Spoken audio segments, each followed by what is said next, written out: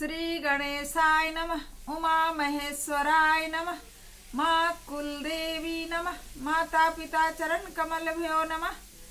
आज शती खंड रुद्र संहिता शिव पुराण से अध्याय 28 का श्रवण करें, जिसका शीर्षक है दक्ष यज्ञ का समाचार पा सती का शिव से वहां चलने के लिए अनुरोध। दक्ष के शिव द्रोह को जानकर भगवान शिव की आज्ञा से देवी सती का पिता के यज्ञ मंडप की ओर शिवगणों के साथ प्रस्थान।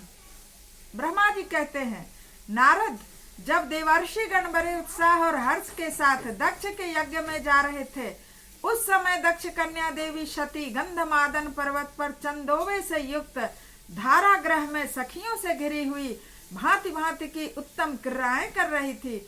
प्रसन्नता पूर्वक क्रीड़ा में लगी हुई देवी सती ने उस समय रोहिणी के साथ दक्ष यज्ञ में जाते हुए चंद्रमा को देखा।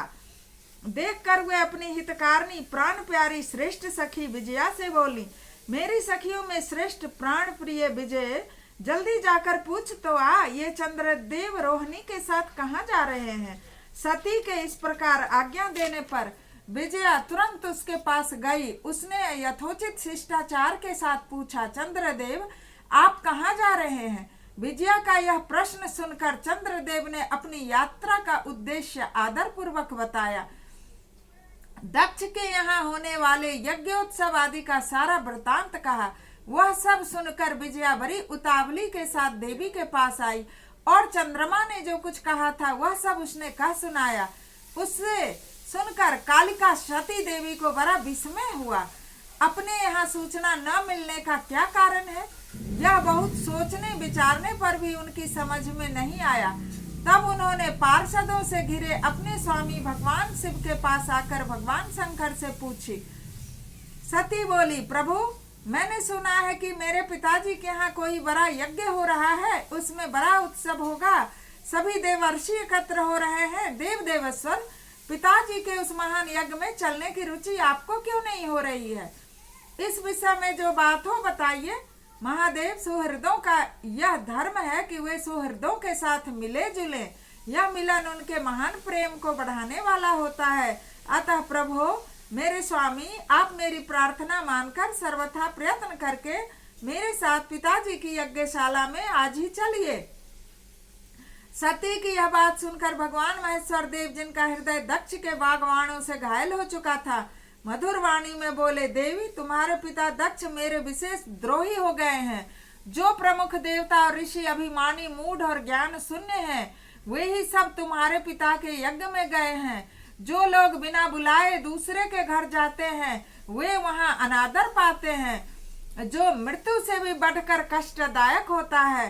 अतः प्रिय, तुमको और मुझको तो विशेष रूप से दक्ष के यज्ञ में नहीं जाना चाहिए, क्योंकि वहां हमें बुलाया नहीं गया है।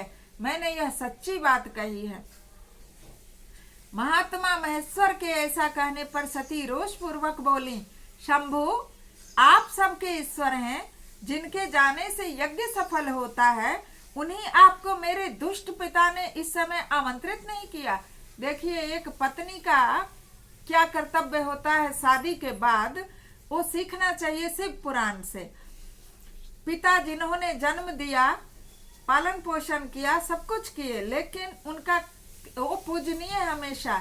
लेकिन यदि जब बच्चियों की शादी हो जाती है, तो यदि उसका सब कुछ पति हो जाता है, क्योंकि पिता दान कर देते हैं, उस समय जब पिता माता सती के पति का अपमान की बात कर रहे हैं, और जब सती मैया सुनती हैं तो अपने पिता के लिए भी बोलती है कि मेरे दुष्ट पिता ने इस समय आपको आमंत्रित नहीं किया है। प्रभु, उस दुरात्मा का क्या अभिप्राय है, वह सब मैं जानना चाहती हूँ। साथ ही वहां आए हुए संपूर्ण दुरात्मा देवर्षियों के मनोभाव का भी मैं पता लगाना चाहती हूँ। अतः प्रभु, मैं आज ही पिता के यज्ञ में जाती हूँ। नाथ महेश्वर, आप मुझे वहां जाने की आज्ञा दे दें। देवी सती के ऐसा कहने पर सर्वज्ञ, सर्वद्रष्टा, सृष्टिकर्ता एवं कल्याण स्वरूप साक्षात भगवान रुद्र उनसे इस प्रकार बोले। शिव ने कहा, उत्तम व्रत का पालन करने वाली देवी, यदि इस प्रकार तुम्हारी रुचि है वहां अवश्य जाने के लिए हो गई, तो मेरी आज्ञा से तुम शीघ्र अपने पिता के यज्ञ में जाओ। यह नंदी वृषभ सुसज्जित है, तुम एक महारानी के अनुरूप राजोपचार साथ लेकर के इस पर सवार होकर के बहुसंख्यक प्रमथ गणों के साथ यात्रा करो। प्रिय, इस विभूषित वृषभ पर आरूढ़ हो। रुद्र के इस प्रकार आदेश देने पर सुंदर आभूषणों से अलंकृत सती देवी सब साधनों से युक्त हो पिता के घर की ओर चली। अब पति का भी अपने सम्मान को समझना चाहिए कि अगर उनकी पत्नी मायके पिता के घर जा रही है तो वहां पति के कुल की मान मर्यादा का बात होता है, तो उसे भी अपनी पत्नी को ऐसे खाली हाथ ना जाने दें, उसे भी सजा करके और वहां के लिए कुछ साथ में साधन संपन्न होकर के जाएं। ऐसा ना लगे कि पति के घर से ऐसे ही चले आए हैं दरिद्र की तरह, तो कुछ ले करके वो पिता के घर जाने की परंपरा है। फिर परमात्मा शिव ने उन्हें सुंदर वस्त्र आभूषण तथा परम उज्जवल छत्र चामर आदि महाराजोचित उपचार दिए। भगवान शिव की आज्ञा से 60,000 रुद्रगण बड़ी प्रसन्नता और महान उत्साह के साथ कौतूहल पूर्वक सती के साथ गए। 60,000 रुद्रगण भी साथ गए थे, सिर्फ शिव नहीं गए थे। उस समय वहां यज्ञ के लिए यात्रा करते समय सब और महान उत्सव होने लगा। महादेव जी के गणों ने शिव प्रिया सती के लिए बड़ा भारी उत्सव रचाया। वे सभी गण कौतूहल पूर्ण कार्य करने तथा सती और शिव के यश को गाने लगे। शिव के प्रिय और महान वीर प्रमथ गण प्रसन्नता पूर्वक उछलते कूदते चल रहे थे। जगदम्बा के यात्रा काल में सब प्रकार से भारी शोभा हो रही थी। उस समय जो सुखद जय जयकार आदि का शब्द प्रकट हुआ, उससे तीनों लोक गूंज उठे।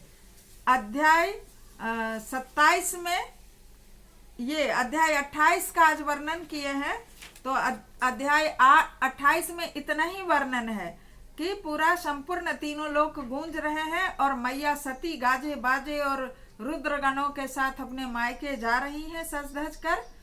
और इस तरह अध्याय 28 संपूर्ण हुआ। शंभु शरण परी मांगो घरी रे घरी, दुख काटो दया कर दर्शन आओ। शंभु शरण परी मांगो घरी रे घरी, दुख काटो दया कर दर्शन आयो।